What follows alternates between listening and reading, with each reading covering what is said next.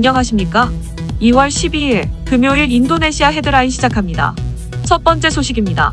인도네시아 코로나19 확진자가 총 117만 4,799명으로 늘어났으며 이 중 사망 3만 1,976명, 완치 97만 3,452명으로 집계되어 2.7%의 치사율을 보이고 있습니다. 인도네시아의 코로나19 일일 확진자 수는 8,000명 수준으로 빠른 감소세를 보이고 있습니다. 인도네시아가 출입국 규제와 국내 활동 규제를 모두 완화하였습니다. 우리나라 대사관 관계자는 외국인의 예외적 입국 규정을 대폭 확대해 사실상 무비자와 도착비자 등을 제외하고는 입국이 가능해졌다고 설명했습니다. 인도네시아 정부는 전염력이 강한 영국발 변이 바이러스를 차단하기 위해 1월 1일부터 입국 금지 규정을 강화하여 그동안 외국인의 입국을 제한하였습니다. 인도네시아 정부는 이번 규정을 발표하면서 국가 경제 회복을 위한 조치라고 강조했습니다. 예외적으로 입국이 허용된 외국인은 72시간 내 발급된 PCR 검사 음성 결과지를 제시하고 도착 후 자비로 5일 동안 정부 지정 호텔에 격리하며 PCR 검사를 다시 받아야 합니다. 인도네시아 정부는 필수 비즈니스 목적 입국 간소화 제도를 밟은 기업 경제인의 입국을 다시 허용하고 이들은 자가격리도 면제해주겠다고 발표했습니다. 크레이지 리치란 별명을 가진 인도네시아의 부유한 사업가 겸 여가수가 신종 코로나19 백신을 맞았다고 SNS에 자랑했다가 비난을 받고 있습니다. 유명 인사 헬레나 림은 가족과 같이 코로나19 백신을 맞는 동영상을 SNS에 공개했습니다.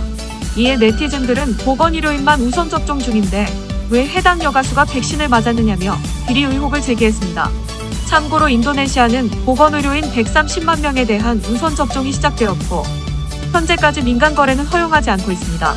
이에 서부자바 부지사는 해당 여가수와 가족이 백신을 맞은 것은 보건의료인으로 분류됐기 때문이라며 해당 여가수는 약국을 소유하고 있으며 그의 가족은 약국 보조 인력이라는 서류를 제시했기 때문이라고 해명했습니다.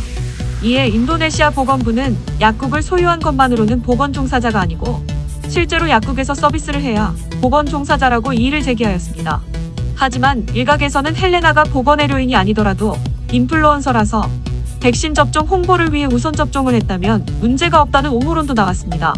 참고로 조코이 대통령과 내각 강요들이 백신을 가장 먼저 맞을 때 홍보를 위해 유명 연예인이 포함되어 논란이 되기도 했습니다. 코로나19 백신 접종을 시작한 인도네시아 보건당국은 2개 지역에서 보건의료인 확진이 감소한 것으로 보고됐다고 밝혔습니다. 보건부 장관은 예방접종을 시작한 뒤에 2개 지역에서 보건의료인의 코로나19 확진이 줄었다며 다른 지역도 마찬가지인지 확인 중이라고 하였습니다. 가장 많은 의료종사자 확진자가 나온 중부자바주의 경우 1월 넷째 주에는 267명의 보건의료인 확진자가 나온 반면 마지막 주에는 141명으로 줄었다고 발표하였습니다. 이에 보건당국은 코로나19 사망자의 절반이 고령자라며 60세 이상 보건의료인 11,600명의 접종부터 우선적으로 시작한다고 전략을 바꿨습니다. 그동안 인도네시아 식약청은 코로나19 백신의 긴급 사용을 18세에서 59세에만 허용했으나 브라질과 중국에서 진행한 고령자 대상의 임상시험 결과를 토대로 18세 이상 모든 성인에게 접종하도록 승인했습니다. 다음 소식입니다. 행정중심복합도시건설청은 인도네시아 신수도 사업 진출 전략 마련을 위해 인도네시아 수도 이전 협력팀 코리아 협약을 맺었다고 밝혔습니다. 이번 협약은 인도네시아 신수도 건설 참여 및 투자 의향이 있는 인도네시아 주재 26개 공공기관 및 기업들이 참여하였습니다. 인도네시아 수도 이전 사업에 필요한 재원은 40조 원이며 이 중 80% 이상이 민간 투자 방식으로 조달될 예정이어서 우리 기업들의 단순 인프라 사업 참여에는 한계가 있을 것으로 보입니다. 이 때문에 행복청은 팀코리아를 구성해 투자 계획과 건설 사업 참여 계획을 융합한 공동 전략을 마련하여 인도네시아 신수도 사업 진출이 효율적으로 이루어질 수 있게 할 계획입니다. 향후 팀코리아 참여기관과 기업들은 공동으로 수도 이전 예정 지역을 방문, 협의회와 워크숍 등을 시작으로 참여 사업을 발굴하고 투자 계획을 구상해 나갈 계획입니다. 인도네시아 정부는 코로나 사태에 따른 어려운 여건에서도 수도 이전 사업 추진을 위한 준비를 계속하고 있으며 신수도 건설을 위한 관련 법안을 2021년 우선 처리 법안 목록에 포함시켜 의회에 제출했으며 중앙정부 공무원 이전 로드맵, 신수도 건설 마스터 플랜 수립 등이 완료 단계에 있습니다. 특히 조코이 대통령은 2024년에 중앙정부 전체를 이전한다는 계획을 표명하는 등 수도 이전에 대한 의지를 계속 드러내고 있습니다. 이를 위해 행복청은 지난해 1월 인도네시아의 협력관을 파견해 우리나라 행정수도 이전과 관련된 경험 전수 및 각종 정책 자문을 하고 있으며 양국 간 국장급 협력회의 및 장관급 협력회의 개최 등 협력 관계를 강화해 나가고 있습니다. 다음 소식입니다.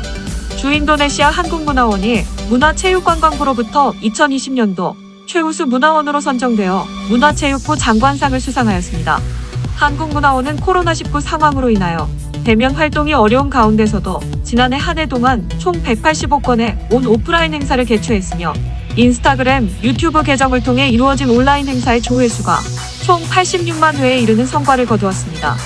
또한 한국문화원은 비대면 행사의 한계를 극복하고자 공연, 전시, 공모전 등 다양한 형식으로 K-팝, 한복, 한국어, 인문학 등 한류 콘텐츠를 소개하였습니다. 특히 응답하라 1988 OST 공모전을 통해 1980년대 한국가요에 대한 홍보와 영화 82년생 김지영 독후감 공모전으로 한국 문학에 대한 관심을 불러일으키기도 하였습니다. 참고로 인도네시아 한국문화원은 전시 및 공연 기획을 담당할 신규 행정직원을 채용할 예정이오니 관심 있는 분들은 2월 21일까지 지원하시기 바랍니다. 다음 소식입니다. 수마트라섬 아체주에서 술을 마시다 체포된 남성 3명이 징역형 대신 공개 태형 40대를 선택하여 반다 아체의 공원에서 공개 태형이 집행되었습니다. 기독교인 등 비무슬림 남성 3명은 반다 아체의 작은 가게에서 술을 마시다 종교경찰에 체포되었습니다. 이들은 음주 혐의로 재판받아 징역 6개월형에 처해지는 대신 태형 40대씩을 선택했습니다. 이들은 감옥에 있는 것보다 빨리 처벌받고 풀려나는 게 낫다고 생각하여 태형을 선택했으며 강요는 없었다고 말했습니다. 태형 집행인 측은 비무슬림들은 징역형보다는 태형을 선호한다고 말했습니다. 이날 공개 태형식에서는 외설적 행동으로 유죄 판결을 받은 여성 등 무슬림 4명도 열대에서 20대의 회초리질을 받았습니다. 아체주는 이슬람 관습법을 적용하는 유일한 곳으로 주민 500만 명 중 98%가 무슬림입니다. 이곳에서는 성폭력 범죄와 음주, 도박, 간통, 동성애, 혼전 성관계, 공공장소 애정행가, 외설적 행동 등이 적발되면 공개 태형으로 다스립니다. 인권단체들은 아체주의 공개 태형을 중단하라고 지속해서 촉구하지만 이 지역 주민들이 적극적으로 지지하고 있습니다. 다음 소식입니다. 최근 인도네시아에서 우리나라 딸기를 이용한 요리가 이례적으로 뜨거운 반응을 얻고 있습니다. 28만 명의 구독자를 가지고 있는 유튜버인 시스카 씨는 최근 현지 백화점에서 한국 딸기를 사서 딸기 튀김과 딸기 라면을 만드는 모습을 공개했습니다. 딸기 튀김은 밀가루와 요거트 등으로 만든 반죽을 딸기에 입힌 뒤 튀긴 것으로 해당 유튜버는 매우 달고 부드럽고 즙이 많다고 평가했습니다. 또 인도미 요리에 토핑으로 딸기를 얹었는데 한국 딸기의 달콤하고 상큼한 맛이 볶음면의 기름진 맛을 잡아줘서 잘 어울린다고 전했습니다. 해당 영상은 이례적으로 1000만 명이 넘는 사람이 시청할 만큼 큰 인기를 얻었습니다. 현지 매체에서도 한국은 최고의 딸기 생산국으로 인도네시아 딸기보다 2배 크고 단단하며 즙이 많아서 상큼하다고 소개한 바 있습니다. 실제로 인도네시아에 수입되는 우리 딸기는 2013년 30만 달러에서 지난해 128만 6천 달러로 4배 이상 증가하였습니다. 다음 소식입니다. K리그 2부 그리너스 안산 구단이 인도네시아 선수를 영입하자 공식 SNS 팔로워가 무려 4배 넘게 늘었습니다. 아직 공식 발표 전이지만 안산은 최근 인도네시아 수비수 아스나위 망쿠알람 바하르를 영입했습니다. 현재는 계약서를 작성하고 비자까지 받은 상태이며 우리나라 프로축구연맹에 등록 중인 것으로 알려졌습니다. 안산 관계자는 공식 입단 발표가 나오지 않았음에도 구단 공식 계정의 팔로워 숫자가 5,100명에서 23,000명으로 증가했다며 아스나위 효과를 설명했습니다. 실제로 구단 SNS에는 벌써부터 많은 인도네시아 팬들이 아스나위와 안산을 향한 응원의 메시지를 보내고 있습니다. 국내 팬들도 인도네시아에서 올 선수가 펼칠 경기력에 대해 기대하는 분위기입니다. 아스나위는 인도네시아보다 급여가 적더라도 한국 프로축구 경험을 위해 받아들이겠다고 밝혔으며 안산 구단은 신태용 감독이 추천해줬다며 실망시키지 않고 믿음에 보답하겠다고 다짐하였습니다. 다음 소식입니다. 주식회사 하이블럭스의 소셜미디어 플랫폼 하블이 인도네시아 공략에 나섰습니다. 하블은 사용자가 다양한 소셜미디어에 흩어져 있는 콘텐츠 중 관심사 혹은 특정 주제에 따라 콘텐츠를 모아 공유할 수 있는 플랫폼으로 인도네시아 현지에서 베타 서비스를 시작했습니다. 인도네시아는 생산 가능 인구가 전체 인구의 67.1%를 차지하는 젊은 국가로 전 세계의 많은 기업들이 주목하고 있는 시장입니다. 특히 2000년대부터 시작된 한류 열풍의 영향으로 인도네시아 현지에서 한국의 음악, 방송, 영화, 웹툰, 게임 등의 콘텐츠가 큰 인기를 얻고 있습니다. 또한 인도네시아는 한국의 네이버나 다음 같은 자체 포털이 없으며 유튜브, 페이스북, 인스타그램 등의 소셜미디어 플랫폼이 강세를 보이고 있어 한국형 소셜미디어 플랫폼의 성장 가능성이 높게 점쳐지고 있습니다. 하블은 인도네시아의 현지 지사를 설립하고 수십만 명의 인스타그램 팔로워를 가지고 있는 여러 인플루언서와 협업해 적극적으로 마케팅 활동을 펼치고 있습니다. 하블의 관계자는 우리나라에서 출시된 앱이지만 글로벌 플랫폼들의 콘텐츠를 손쉽게 공유할 수 있다는 장점이 있어 외국에서도 통할 것으로 전망한다며 인도네시아에서의 성장을 기대한다고 전했습니다. 시청해주셔서 감사합니다. 다음 시간에 뵙겠습니다.